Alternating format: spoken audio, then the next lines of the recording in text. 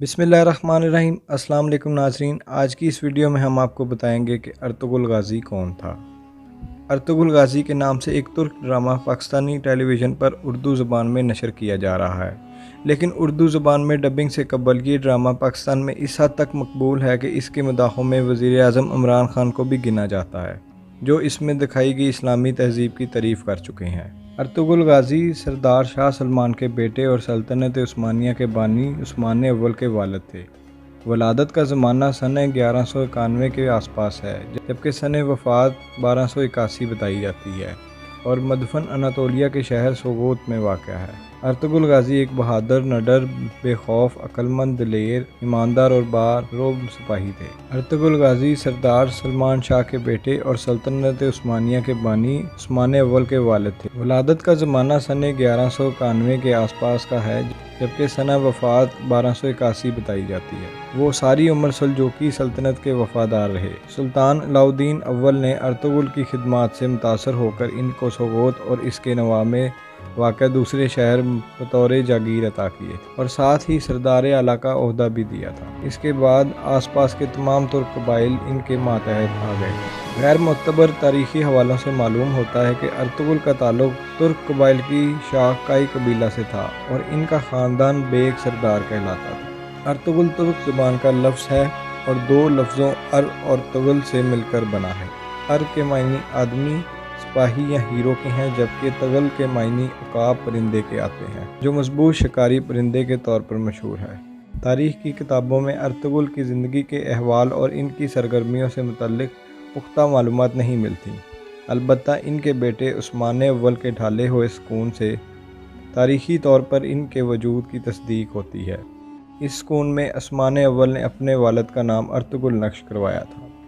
तारीख़ दानों को उनके हालात ज़िंदगी के हवाले से उन लोक कहानियों पर इन्हिसार करना पड़ता है जो इनकी वफ़ात के 100 साल बाद सल्तनत उस्मानिया में मकबूल हुई। इन लोक दास्तानों की दुरुस्तगी पर भी कई तरह के शुबहात ज़ाहिर किए जाते हैं। उस्मानी रवायात के मुताबिक अर्तुगरुल अपने वालिद शाह सलमान की वफ़ात के बाद अपने रफ़का को लेकर सलाजिकिया रोम के पास गए और इनसे ज़मीन का मुतालबा किया। चुनांचे इन्होंने सोगोत की ज़मीन अर्तुगरुल के हवाले कर दी, जो इस ज़माने में बाज़ंतीनी सल्तनत की सरहद पर वाक़या था, और अर्तुगरुल को इसका सरदार भी मुकर्रर कर दिया।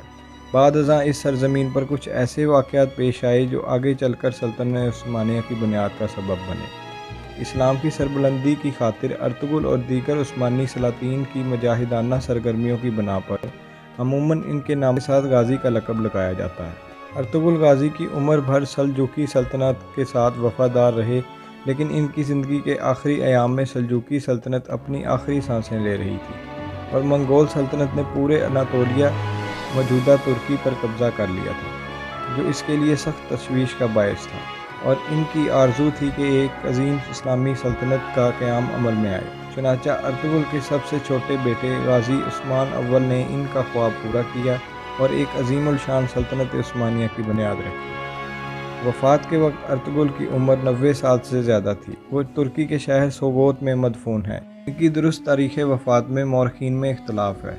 मशहूर है कि अर्तुगरुल गाज़ी की वफ़ात काई कबीले की सरदारी अपने बेटे उस्मान अव्वल के सुपुर्द करने के बाद सोगोत शहर में 1281 या 1282 में हुई।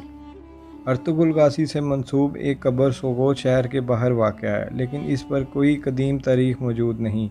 मकबरा पर मौजूद तहरीर की तारीख़ सुल्तान अब्दुल हमीद दोम की साबका मकबरे की बहाली अमल के वक्त की है, जो 1886 और 1887 की है। हमारी इस्लामी तारीख़ ऐसे मुख्तलिफ हीरों से भरी पड़ी है, ये तो सिर्फ़ एक था।